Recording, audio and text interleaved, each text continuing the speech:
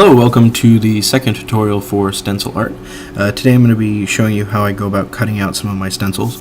I've already started some work because there's some really delicate stuff on this, and I didn't want to get like really close and cover up. You know, like I sort of hunch over when I do this, and I wanted to make sure that you could get a view of what I finished cutting out on this eye here.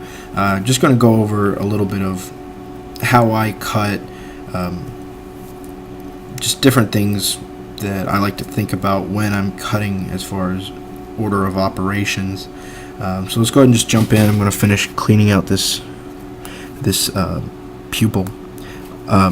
So one thing I like to do, I like to move the piece more than I do the blade, if at all possible. If I have to do really sharp turns like I did around this little white piece here, then I'll turn the blade, and usually I'll end up angling the blade in instead of being perpendicular.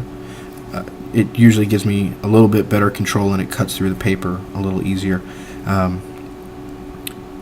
Let's see, what else? Oh, yeah, really quick. So one of the things, especially with eyes when you're doing My Little Pony, is you get these islands where you have two white pieces, and this one, if you were just to cut out all the black, it would just fall out.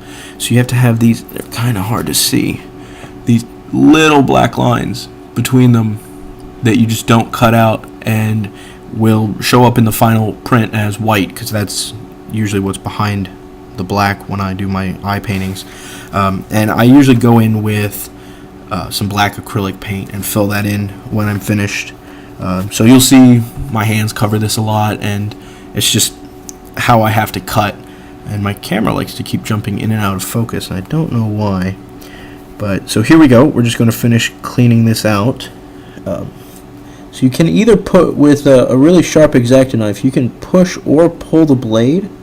I do a little bit of both, but I've generally found pulling the blade gives me a bit more control.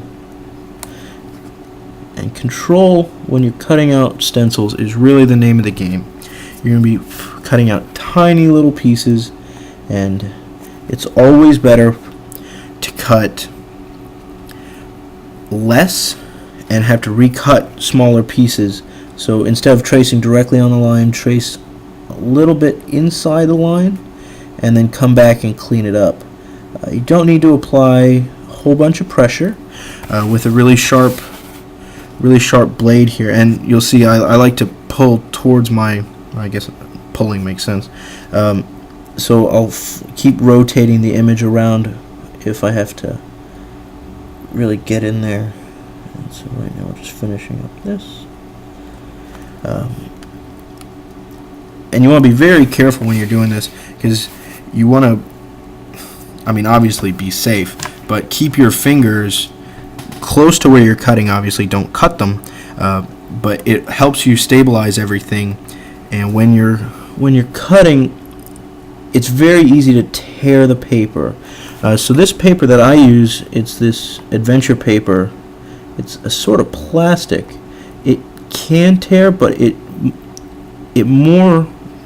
stretches for me. So you can, well, here's a little piece of it.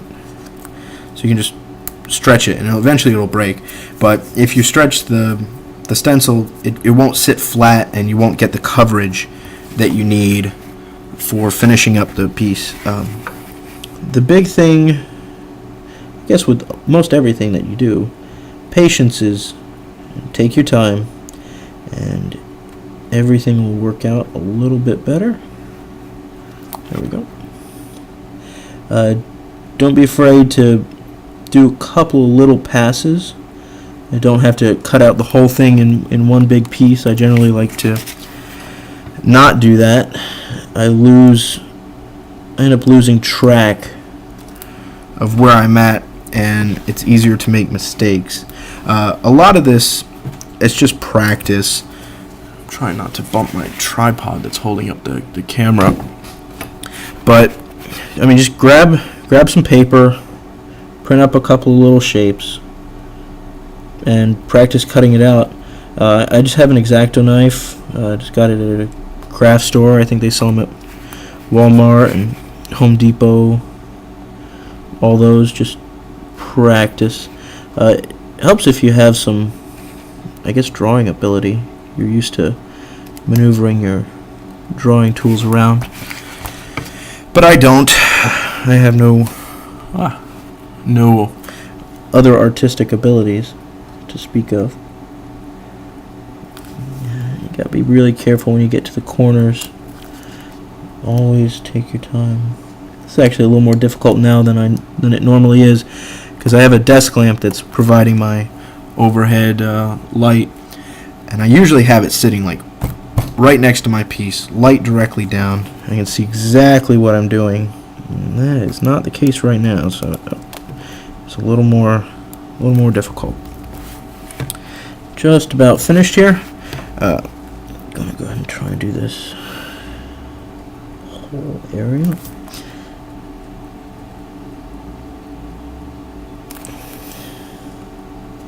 I mean, like I was saying, it's always better to have to come back and clean an area up than to cut too big. It's like this little edge here. You come in and just kind of gently pick at it, clean it up. And you're gonna bend the paper, and that's okay, because I found if I just bend the paper back in the direction that I'm cutting, when I'm ready to spray, then it'll sit flat on the canvas. And so that's it. It's cut out, and it's kind of creepy looking with no black. So I'm gonna got this little black sheet. Just throw that underneath, and there we go. So I'm gonna just take a little bit of time and clean up these edges, like right here. You can see a little bit of stuff in there. Then I'm gonna start spraying, and pretty much that's it for this one. All right, see you next time.